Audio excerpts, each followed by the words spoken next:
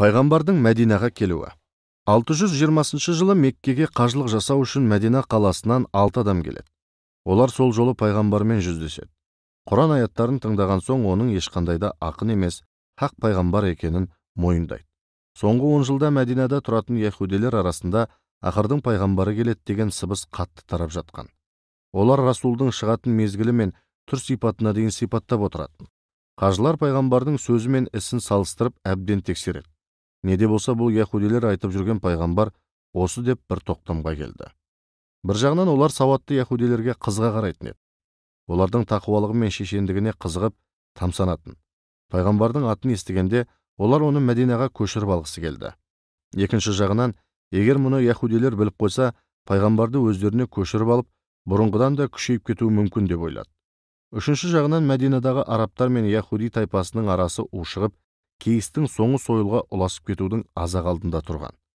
Олар хақ пайғамбар осы шиеленісті бейбіт жолмен шешеді деп үміттенді. Сөйтті де Расулдан Мәдина қаласында өздерімен бірге тұруды өтінді. Өзімен ізіне ерген серіктеріне баспана беріп, азық-түлікпен бөлісетіндерін айтты. Сол кезде пайғамбар: егер бір Алланы мойындайтын болсаңдар, барамын деп шарт қойды. Олар келісті. Сол жерде өздері кәлима шахадат айтып мұсылман болды.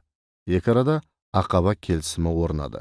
Бұл кезде Меккедегі кәуірлер мұсылмандарға күн бермей, қыспақты күн санап тарылтып жатқан. Пайғамбар енді серіктерін біртіндеп жасырын жолмен Мәдинаға қарай көшіре берді. Ең соңында өзі Әбубәкірмен қашып шығады. Хирадағы үңгірде қатерлі қауіптен құтылған соң, екеуі Мәдина қайдасың деп жүріп кетті. Бұл кезде Мәдинадағы мұсылмандар 3 күннен бері пайғамбарды сағынышпен күтіп отырды. Расулдың қарасы көрінген сәтте олар жүгіріп лап қойды. Бәрі сағыныш әнін айтып тойлады. Бұл күннің ауып түс мезгілі болған уақыт еді. Барлығы бір жерге жиналып жұма намазын оқыды. Ендігі мәселе пайғамбардың үйін салу еді.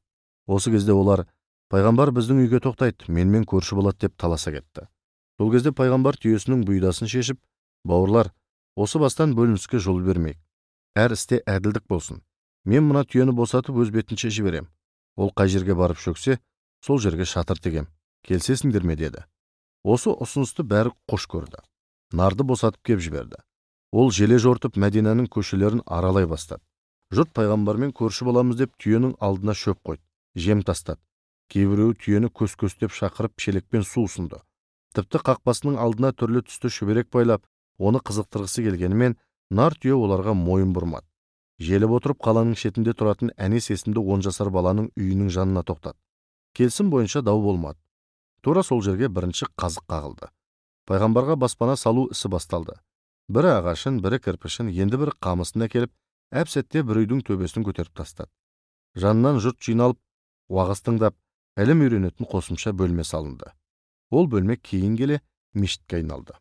Ал меккелік шонжарлар Мұхаммед Мәдинадан бірақ шығыпты дегенді естігенде жан-жақтан жамырай шуласып табалап жатты. Олар: кетсе сауап бопты, алдартына бір уыс топырақ. Лат манат уздалар ғой, оны Меккеден қуып шыққан. Құдайлармен жақсы болса Меккеде біз сияқты үрлеп ішіп, шайқап төгіп шалқып өмір сүрер еді. Маңдайының соры бар адам қолында мөрі бармен ұстасады деген. Соры болмаса Меккенің мөр ұстаған мықтылармен ұстасар ма еді? Өзінің туған бауырларының құшағына сыймаған адам айдаладағы бөтеннің қолтығына қайдан сыйсын? Ертең-ақ иттей болып өздері келеді. Мәдинада әхлі кітаптар тұрады. Олар сиқырды сындыруды жақсы біледі. Бұл жақтан құтылғанмен ол жақтан мықтап тұтылады. Сонда мұның діні осылай құтты мекеннен қотырла көшуді қош көре ме екен? Бүйткен дініңе болайын деп пайғамбарды жарыса сөгіп жатты.